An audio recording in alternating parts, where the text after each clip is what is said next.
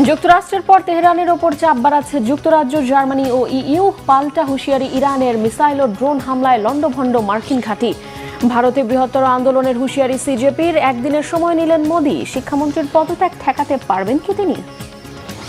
একটি শর্তে পরমাণু শক্তিধর দেশ হতে পারবে সৌদি আরব। ইসরায়েলকে টেনে এনে কি শর্ত দিলেন ডোনাল্ড ট্রাম্প? আসসালামু আলাইকুম, দেখছিলেন Banglavision world news headline. Bahrain, Jordan, Kuwait সহ মধ্যপ্রাচ্যের বিভিন্ন দেশে আমেরিকার ঘাঁটিতে টানা ১৩তম দিনের মতো হামলা অব্যাহত রেখেছে ইরান।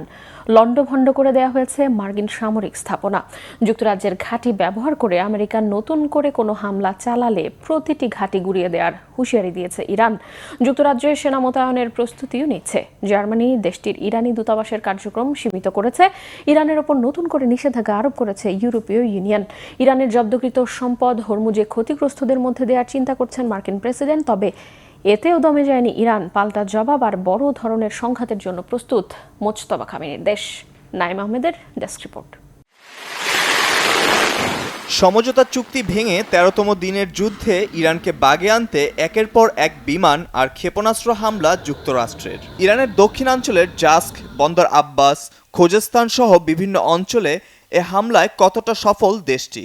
সেন্টকম বা মার্কিন সেন্ট্রাল কমান্ডের প্রতিদিনই ইরানের বিভিন্ন সামরিক কমান্ড সেন্টার, ক্ষেপণাস্ত্র উৎক্ষেপণ কেন্দ্র গুঁড়িয়ে দেওয়ার দাবি। তবে কেন এখনো দমাতে পারেনি খামেনির দেশকে? রাতের অন্ধকারে বিকট শব্দে কেঁপে ওঠে ইরানের বন্দর আব্বাস। জাস্ক, খুররামবাদ ও আহবাজের একাধিক স্থাপনায় নতুন করে হামলার খবরও পাওয়া গেছে। এ হামলায় নিহত হয়েছে আরও ৪ জন। মার্কিন সেন্ট্রাল কমান্ডের দাবি, হামলার লক্ষ্যবস্তু শুধু সামরিক অবকাঠামো। তবে তেহরানের দাবি, হামলায় ইরানের সেতু, বিদ্যুৎ কেন্দ্র, পানি শোধনাগার সহ একাধিক বেসামরিক স্থাপনা ক্ষতিগ্রস্ত। ৫ মাস ধরে ইরানে হামলার পরও সুবিধা করতে পারছে না মার্কিন সেনারা। যুদ্ধে যুক্তরাষ্ট্র কোণঠাসা হয়ে পড়েছে বলে দাবি তেহরানের।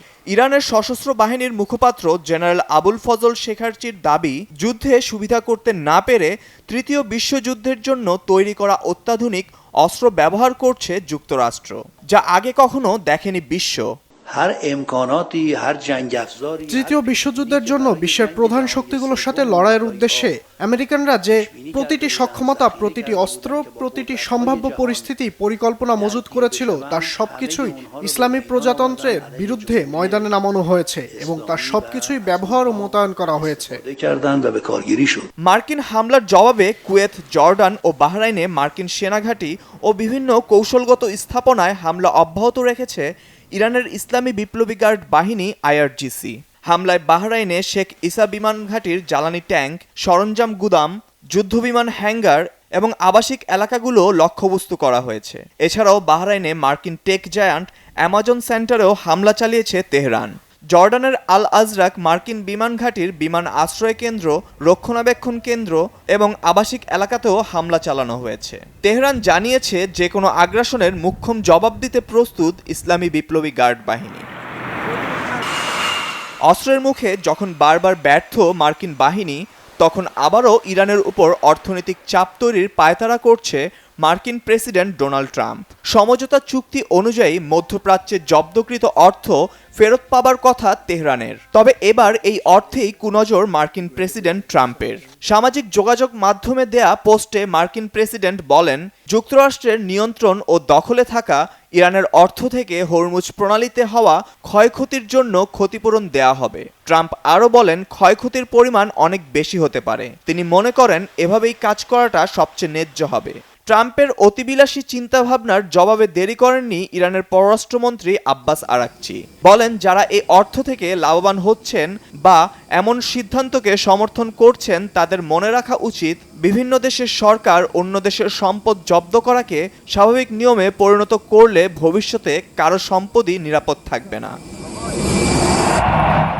এদিকে যুক্তরাজ্যের ঘাঁটি ব্যবহার করে আমেরিকা নতুন করে কোনো হামলা চালালে প্রতিটি ঘাঁটি গুঁড়িয়ে দেওয়ার হুঁশিয়ারি দিয়েছে ইরান। ইরানের হুঁশিয়ারির পরপরই সেনাঘাঁটিগুলোতে অতিরিক্ত সেনা মোতায়েনের প্রস্তুতি নিচ্ছে যুক্তরাজ্য। এছাড়া ইরানের উপর নতুন করে নিষেধাজ্ঞা আরোপ করেছে ইউরোপীয় union. Naim Ahmed, Banglavision news desk. শিক্ষামন্ত্রী ধর্মেন্দ্র প্রধানের পদত্যাগের বিষয়ে সিদ্ধান্ত নিতে শনিবার বিকেল পর্যন্ত সময় নিয়েছেন মোদী সরকার। প্রশ্ন ফাঁস ও নিয়োগ ব্যবস্থার দুর্নীতি ঠেকাতে কঠোর ব্যবস্থার আশ্বাস দিয়েছেন প্রধানমন্ত্রী নরেন্দ্র মোদী। সরকারের আশ্বাসের পর অনশন ভেঙেছেন সমাজকর্মী সোনাম ওয়াংচুক। তবে দাবি আদায় না হওয়া পর্যন্ত বিক্ষোভ চালিয়ে যাওয়ার সিদ্ধান্তে অনড় রয়েছে ককরোচ জনতা পার্টি। ধর্মেন্দ্র প্রধানকে শিক্ষামন্ত্রীর পদ থেকে না সরানো হলে বৃহত্তর আন্দোলনে নামার ডাক দিয়েছে সিজেপি। সঞ্জিদা ইসলাম তন্নির ডেস্ক রিপোর্ট। প্রায় 1 ঘন্টার বৈঠকেও ককরোচ জনতা পার্টি সিজেপির 2 প্রতিনিধিকে কিছুতেই টলাতে পারলেন না নরেন্দ্র মোদী সরকারের 2 মন্ত্রী। শিক্ষামন্ত্রী ধর্মেন্দ্র প্রধানের পদত্যাগের দাবি পর্যালোচনার জন্য শনিবার বিকেল পর্যন্ত সময় নেয়ার পরও আন্দোলন চালিয়ে যাওয়ার সিদ্ধান্তে অনড় জেনজিদের প্রতিনিধি সিজেপি। শুক্রবার দুপুরে দিল্লির কনস্টিটিউশন ক্লাবে স্বাস্থ্যমন্ত্রী জেপি নাড্ডা আর পরমাণু শক্তি বিষয়ক প্রতিমন্ত্রী জিতেন্দ্র সিংহের সাথে বৈঠক করেন সিজেপির 2 প্রতিনিধি সৌরভ দাস ও আশুতোষ রাঙ্কা। শিক্ষামন্ত্রীর পদত্যাগ ছাড়াও ভারতের মেডিকেল ভর্তি পরীক্ষা নিট এর প্রশ্নপত্র ফাঁস এবং পরীক্ষা বাতিলের পর আত্মহত্যা করা শিক্ষার্থীদের পরিবারকে আর্থিক ক্ষতিপূরণ দেয়া এবং চলমান আন্দোলনে অংশ নেয়া শিক্ষার্থীদের বিরুদ্ধে দায়ের করা সব মামলা তুলে নেয়ার দাবি জানানো হয়। মোদী সরকার দাবিগুলোর বিষয়ে সিদ্ধান্ত নিতে একদিন সময় চেয়েছে বলে জানিয়েছে সিজেপি। শিক্ষামন্ত্রীর পদত্যাগের দাবিতে আমরা সরকারের সঙ্গে বিস্তারিত আলোচনা করেছি। সরকার এই দাবিটি বিবেচনার জন্য শনিবার বিকেল পর্যন্ত সময় চেয়েছে। আমরা সরকারকে বলেছি, যদি ধর্মেন্দ্র প্রধান শীঘ্রই পদত্যাগ না করেন তাহলে চলমান বিক্ষোভ আরও ব্যাপক আকার ধারণ করবে। धर्मेंद्र प्रधान का इस्तीफा या बर्खास्ती नहीं मिली तो ये प्रदर्शन और व्यापक होंगे। বৈঠকে কি বিষয়ে আলোচনা হয়েছে তা খোলাসা করেননি মোদী সরকারের 2 মন্ত্রীর কেউই। তবে স্বাস্থ্যমন্ত্রী জেপি নাড্ডা জানিয়েছেন সিজেপির 3টি দাবি নিয়ে শনিবার আবারও আলোচনা হতে পারে। তাদের 3টি প্রধান দাবি এবং পরীক্ষা সংক্রান্ত 5টি সংস্কার প্রস্তাব ছিল। আমরা তাদের জানিয়েছি আগামীকাল বিকেলে আমরা তাদের সাথে আবারও আলোচনায় বসব। সরকারের সাথে আমাদের যে আলোচনা হবে এবং সরকার যে সিদ্ধান্ত নেবে আমরা তা জানিয়ে দেব। मैं जानता हूं कि पेपर लीक ये कोई मामूली विषय नहीं है। এই বৈঠকের আগে বৃহস্পতিবার মাঝরাতে সামাজিক মাধ্যমের এক ভিডিও বার্তায় প্রশ্ন ফাঁসের ঘটনায় দোষীদের গ্রেফতার করা সহ গত 2.5 মাসে সরকার অনেক পদক্ষেপ নিয়েছে বলে দাবি করেছেন প্রধানমন্ত্রী নরেন্দ্র মোদী। জানান, দোষীদের কঠোর শাস্তি নিশ্চিত করতে এরই মধ্যে নির্দিষ্ট দফতর ফাস্ট ট্র্যাক আদালতে একটি খসড়া প্রস্তাব জমা দেওয়া হয়েছে। আগামী সোমবার লোকসভার অধিবেশনে ওই খসড়া বিল পাশ করার চেষ্টার আশ্বাসও দিয়েছেন তিনি। अनेक विध कदम उठाए गए। প্রধানমন্ত্রীর আশ্বাসে ভরসা রেখে শিক্ষা ব্যবস্থা সংস্কারের দাবিতে টানা 26 দিনের অনশন ভেঙেছেন সমাজকর্মী সোনাম ওয়াংচুক। হাসপাতালে তার অনশন ভাঙান কেন্দ্রীয় স্বাস্থ্যমন্ত্রী জেপি নাড্ডা। সোনাম ওয়াংচুকের অনশন শেষ হলেও দিল্লির যন্তর মন্তরে ধর্ণা বিক্ষোভ চলছে। শুধু দিল্লি নয়, এই আন্দোলন ছড়িয়ে পড়েছে পুরো ভারত জুড়েই। পুলিশের বাধার মুখে বিহারের পাটনায় আন্দোলন চালিয়ে যেতে দেখা গেছে বিক্ষোভকারীদের। আন্দোলনে জেনজিদের সমর্থন জানাতে খাবার ও পানীয় নিয়ে হাজির হচ্ছেন ভিন্ন ভিন্ন ধর্ম ও জাতির নানা বয়সের মানুষ। এক কাতারে দাঁড়িয়ে কাঁধে কাঁধ মিলিয়ে একই দাবি জানাচ্ছেন তারা।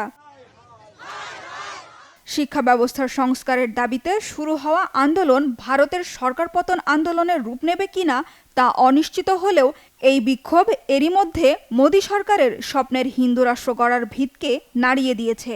হিন্দু, মুসলিম, শিখ বা পাঞ্জাবি সব ভেদাভেদ ভুলে এক হয়ে শিক্ষা খাতে সরকারের অনিয়ম ও দুর্নীতির বিরুদ্ধে রাস্তায় নেমেছে ভারতীয়রা।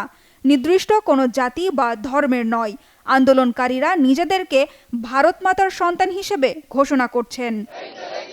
Sanjida Islam Tonni, Bangla vision, news desk. Bangladesh, Sri Lanka কিংবা নেপালে সরকার পতনের নেপথ্যে ছিল তরুণ সমাজ। ভারতের শিক্ষা ব্যবস্থার সংস্কার এবং শিক্ষামন্ত্রীর পদত্যাগের দাবিতে যে আন্দোলন চলছে তার নেপথ্যেও সেই তরুণ সমাজ। দিল্লির আন্দোলনকে সামনে থেকে নেতৃত্ব দিচ্ছে তেলাপোকা কিংবা ককরোচ জনতা পার্টি নামের একটি দল। এতেই তোপের মুখে পড়েছেন দেশটির প্রধানমন্ত্রী নরেন্দ্র মোদী। প্রশ্ন উঠেছে, বাংলাদেশের মতো করে ভারতের তরুণরাও কি একই পথে হাঁটবে, নাকি সরকার পতনের হিসেবটা ভারতে অন্যরকম? হাফিজুল ইসলামের ডেস্ক রিপোর্ট। জুলাই 2024-এ বাংলাদেশের ছাত্র জনতা একটা সরকার ফেলে দিয়েছিল, আর এখন ভারতের রাস্তা দখল করেছে তরুণরা, যাদের বয়স কোটা আন্দোলনকারীদের মতোই। তেলাপোকার নামে শুরু হওয়া প্রতিবাদ এখন কাঁপিয়ে দিচ্ছে প্রধানমন্ত্রী নরেন্দ্র মোদী ও তার সরকারের ভিত। শাসক গোষ্ঠীর দেয়া বিদ্রুপাত্মক নাম ককরোচ এখন ভারতের সবচেয়ে আলোচিত রাজনৈতিক শব্দ। একটা কীটপতঙ্গের নাম দিয়ে কিভাবে একজন প্রধানমন্ত্রীকে চ্যালেঞ্জ করা যায় সেটাই দেখিয়ে দিচ্ছে চলমান আন্দোলন। চাপে পড়ে মোদী নিজেই প্রকাশ্যে স্বীকার করলেন সমস্যার কথা, ঘোষণা দিলেন দ্রুত বিচারের জন্য বিশেষ আদালত চালুর। বেকায়দায় পড়ে প্রথমবারের মতো নিজে থেকে মুখ খুললেন প্রায় 3 দশক ধরে ক্ষমতায় থাকা ভারতীয় এই প্রধানমন্ত্রী। আন্দোলনের শুরুটা হয় নিট ও সরকারি চাকরির পরীক্ষার প্রশ্ন ফাঁস নিয়ে ক্ষোভ থেকে। মে মাসে ভারতের সবচেয়ে গুরুত্বপূর্ণ মেডিকেল ভর্তি পরীক্ষার প্রশ্ন লিক হয়ে যায়, বাতিল হয় রেজাল্ট। যারা রাত দিন পড়াশোনা করে একটি পরীক্ষার জন্য জীবন বাজি রেখেছিল, তাদের স্বপ্ন ধুলোয় মিশে যায়। কেউ কেউ আত্মহত্যা পর্যন্ত করে বসে। সেই ক্ষোভ থেকে জন্ম নেয়া আগুন শুধুমাত্র পরীক্ষার প্রশ্ন ফাঁস ইস্যুতে সীমাবদ্ধ থাকেনি। বেকারত্ব, দুর্নীতি আর ক্ষমতাসীনদের জবাবদিহিতা ঘিরে এটি রূপ নেয় মোদী সরকারের বিরুদ্ধে বৃহত্তম এক রাজনৈতিক আন্দোলনে। অতীতে ভারতে বহু রাজনৈতিক বা আদর্শিক আন্দোলন হয়েছে, কিন্তু এবারের বিষয়টি একদম আলাদা। এটি কোনো নির্দিষ্ট জাত বা ধর্মের লড়াই নয়, বরং লাখ লাখ তরুণ তরুণীর টিকে থাকার প্রশ্ন। প্রধানমন্ত্রী নরেন্দ্র মোদী অপরাধীদের কঠোর শাস্তির আশ্বাস দিলেও শিক্ষার্থীদের ক্ষোভ কমেনি। এর পেছনে রয়েছে মারাত্মক বেকারত্ব, অর্থনৈতিক মন্দা এবং চাকরির সুযোগ কমে যাওয়ার মতো দীর্ঘদিনের পুঞ্জীভূত ক্ষোভ। তবে চলমান এই আন্দোলন বাংলাদেশের 24 জুলাইয়ের মতো ভারতের কেন্দ্রীয় সরকারের গদি কতটা নাড়াতে পারবে সেটার হিসাব অনেকটাই আলাদা। বিরোধী দলগুলো পার্লামেন্টে এই ইস্যু নিয়ে সরকারকে চেপে ধরছে। সংহতি জানাতে রাস্তায় নেমে আসছেন রাহুল গান্ধীর মতো নেতারাও। এখন সারা দেশে ছড়িয়ে গেছে শিক্ষামন্ত্রীর পদত্যাগের দাবি। এমন পরিস্থিতিতে অনেকে প্রশ্ন করছেন, তাহলে কি সরকারের পতন ঘটবে? শিক্ষার্থীদের ক্ষোভ থেকে ছড়িয়ে পড়তে থাকা এই আন্দোলনের এখনও কোনো নিজস্ব কাঠামো নেই কোনো সংসদীয় শক্তি কিংবা নির্বাচনী অবস্থান। ককরোচ পার্টির সঙ্গে একাত্ম হয়ে রাস্তায় নামা জনতা রাজপথে শক্তিশালী হলেও রাজনীতির মাঠে তারা কোনো সংঘবদ্ধ শক্তি নয়। আইনসভায় মোদীর দল বিজেপির সংখ্যাগরিষ্ঠতা এখনও অটুট, আর পরবর্তী জাতীয় নির্বাচন এখনও বহুদূরে। বাংলাদেশে ছাত্র আন্দোলন খুব দ্রুত পুরো রাষ্ট্রযন্ত্রকে অচল করে দিয়েছিল, কিন্তু ভারতের বিশাল আমলাতন্ত্র আর নিরাপত্তা বাহিনী এখনও পুরোপুরি সরকারের পক্ষে দাঁড়িয়ে আছে। তাই এখনই সরকার পতনের বিষয়ে খুব একটা আশাবাদী নন বিশ্লেষকেরা।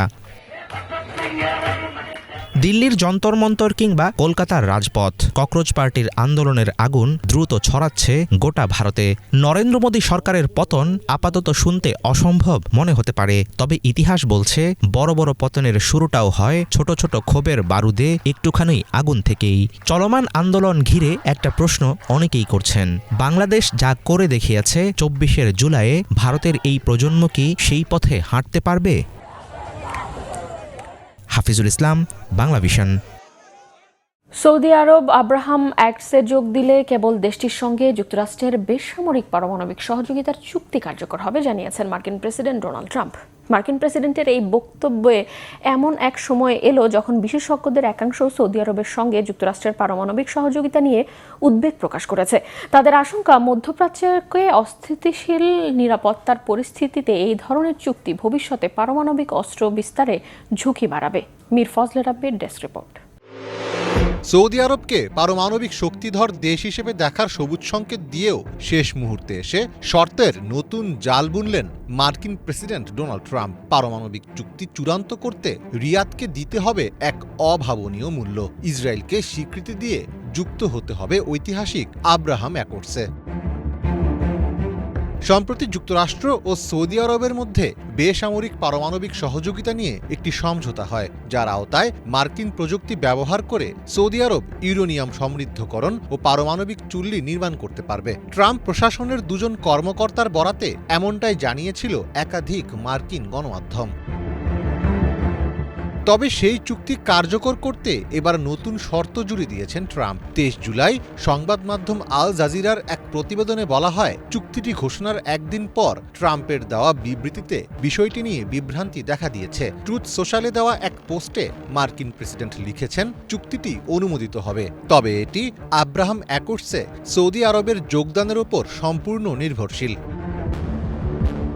চুক্তির পূর্ণাঙ্গ বিবরণ এখনও প্রকাশ করা হয়নি, তবে মার্কিন জ্বালানি মন্ত্রী ক্রিস রাইটের এক বিবৃতি অনুযায়ী 30 বছর মেয়াদী এই চুক্তির প্রাথমিক লক্ষ্য হল সৌদি আরবের প্রয়োজনীয় জ্বালানি চাহিদা পূরণ করা।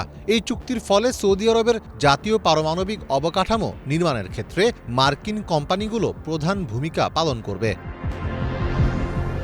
কয়েক বিলিয়ন ডলার মূল্যের এই বৃহৎ চুক্তিটি মূলত জো বাইডেন প্রশাসনের সময় গৃহীত এক পূর্ববর্তী পরিকল্পনারই ধারাবাহিকতা। সেই প্রাথমিক পরিকল্পনায় শর্ত ছিল, যুক্তরাষ্ট্রের দেওয়া পারমাণবিক সহযোগিতার বিনিময়ে সৌদি আরবকে ইসরায়েলের সঙ্গে আনুষ্ঠানিকভাবে কূটনৈতিক সম্পর্ক স্থাপন বা স্বাভাবিকরণ করতে হবে। তবে 2023 সালের 7 অক্টোবরে হামাসের হামলা ও তার পরে গাজায় শুরু হওয়া রক্তক্ষয়ী যুদ্ধের কারণে ইসরায়েল ও রিয়াদের মধ্যে সম্পর্ক স্বাভাবিকরণ প্রক্রিয়া বাধাগ্রস্ত হয়। 2020 সালে প্রেসিডেন্ট হিসেবে দায়িত্ব পালনকালে ট্রাম্পের মধ্যস্থতায় স্বাক্ষরিত হয় আব্রাহাম অ্যাকর্ডস। ওই চুক্তির মাধ্যমে সংযুক্ত আরব আমিরাত ও বাহরাইন ইসরায়েলের সঙ্গে কূটনৈতিক সম্পর্ক স্বাভাবিক করে। পরে সুদান ও মরক্কো একই পথে হাঁটে। যেসব দেশের কাছে ইতোমধ্যে সমৃদ্ধকরণ প্রযুক্তি ও সক্ষমতা নেই, তাদের এ প্রযুক্তি সরবরাহের ক্ষেত্রে এতদিন বিরোধিতা করে এসেছে ওয়াশিংটন। ফলে সৌদির সঙ্গে এই চুক্তি বেসামরিক পারমাণবিক কর্মসূচির বিষয়ে ওয়াশিংটনের দীর্ঘদিনের নীতিতে বড় ধরনের বিচ্যুতির ইঙ্গিত দিচ্ছে। পারমাণবিক অস্ত্রের বিস্তার রোধ বিষয়ক গবেষক ও সংগঠনগুলো দীর্ঘদিন ধরে সতর্ক করে আসছে যে এই ধরনের চুক্তি শেষ পর্যন্ত সৌদি আরবকে পারমাণবিক অস্ত্র বা আণবিক বোমা তৈরির চূড়ান্ত পথে নিয়ে যাবে। মীর ফজলে রাব্বি, বাংলা ভিশন। বাংলাদেশ সহ 7টি দেশের পণ্য যুক্তরাষ্ট্রের রপ্তানি শুল্ক 10 থেকে বাড়িয়ে 12.5% করেছে মার্কিন প্রেসিডেন্ট ডোনাল্ড ট্রাম্প। বলা হচ্ছে, জোরপূর্বক শ্রম বন্ধ করতে ব্যর্থতার কারণেই এমন পদক্ষেপ। এবছরের শুরুতে প্রেসিডেন্ট ট্রাম্প যুক্তরাষ্ট্রে অস্থায়ী 10% আমদানি শুল্ক চালু করেন, যার মেয়াদ ছিল স্থানীয় সময় বৃহস্পতিবার মধ্যরাত পর্যন্ত। মার্কিন বাণিজ্য প্রতিনিধি দপ্তর USTR জানিয়েছে, নতুন শুল্ক স্থানীয় সময় শুক্রবার রাত 12:01 থেকে কার্যকর হবে। এর আওতায় বাংলাদেশ, ভারত, চীন ছাড়াও ইউরোপীয় ইউনিয়নভুক্ত দেশগুলো রয়েছে। ট্রাম্প প্রশাসনের দাবি, জোরপূর্বক শ্রম সংক্রান্ত ঘটনার উদ্বেগের কারণেই এই পদক্ষেপ নিয়েছে ওয়াশিংটন। ইস্পাত ও অ্যালুমিনিয়ামের মতো যেসব পণ্যে আগে থেকেই বিভিন্ন ধরনের শুল্ক কার্যকর রয়েছে, সেগুলির ক্ষেত্রে নতুন শুল্ক প্রযোজ্য হবে না। মার্কিন বাণিজ্য প্রতিনিধি জেমিসন গ্রেরিয়ার বলেছেন, এই পদক্ষেপ মানবাধিকার লঙ্ঘনের মতো বিষয়গুলোর সংশোধন শুরু করবে, যা শ্রমিকদের কল্যাণ নিশ্চিতে সাহায্য করবে। চলতি বছরের ফেব্রুয়ারিতে যুক্তরাষ্ট্রের সুপ্রিম কোর্ট আগের কয়েকটি শুল্ক সংক্রান্ত সিদ্ধান্ত বাতিল করলে ট্রাম্প প্রশাসন ভিন্ন আইনি কাঠামোর মধ্যে 10% অস্থায়ী শুল্ক কার্যকর করে। পাশাপাশি প্রেসিডেন্ট ট্রাম্পের প্রধান বাণিজ্য নীতি বাস্তবায়নের জন্য অন্যান্য আইনি পথ খোঁজার কার্যক্রম চালাচ্ছিল হোয়াইট হাউস। ইউক্রেনের ওডেসা বন্দরে সামরিক স্থাপনায় বিমান হামলা চালিয়েছে রাশিয়া। এতে ড্রোন তৈরির কারখানা ও জ্বালানি ডিপো ক্ষতিগ্রস্ত হয়েছে। একই সময় রুশ হামলায় প্রতিহত করার পাশাপাশি পাল্টা হামলা চালানোর দাবি করেছে ইউক্রেন। ইউক্রেনের ওডেসা বন্দরে হামলা ছাড়াও দোনেস্ক অঞ্চলের বালিস্কে জনপদ নিয়ন্ত্রণে নেয়ার দাবি করেছে মস্কো। কয়েকটি গুরুত্বপূর্ণ সামরিক অবকাঠামো এবং দূরপাল্লার ক্ষেপণাস্ত্র ধ্বংসের দাবিও করছে তারা। দুদেশের সীমান্ত জুড়ে 250-এরও বেশি সংঘর্ষের তথ্য দিয়েছে ইউক্রেনের সেনা সদর। শতাধিক ড্রোন মিসাইল প্রতিহত করার পাশাপাশি শতাধিক লক্ষ্যবস্তুতে পাল্টা আঘাত এনেছে ইউক্রেন। একই সাথে প্রতিরক্ষা খাতের নতুন নেতৃত্বে এনে আকাশ সুরক্ষা এবং সেনা সংগ্রহের কাজে জোর দিয়েছে ইউক্রেনের প্রেসিডেন্ট ভলোদিমির জেলেনস্কি। শুধু তাই নয়, আগামী কয়েকদিনের মধ্যে রাশিয়ার সাথে শান্তি আলোচনা নিয়ে যুক্তরাষ্ট্রের সাথে বৈঠকে বসার কথাও জানিয়েছেন তিনি। ফিলিপাইনে অনুষ্ঠিত আসিয়ান জোটের পররাষ্ট্রমন্ত্রীদের বৈঠকের মাঝেই বৃহস্পতিবার আলোচনা করেছে রাশিয়ার পররাষ্ট্রমন্ত্রী সের্গেই ল্যাভরভ ও মার্কিন পররাষ্ট্রমন্ত্রী মার্কো রুবিও। দর্শক, এই ছিল আজকের মতো। সাথে থাকায় ধন্যবাদ।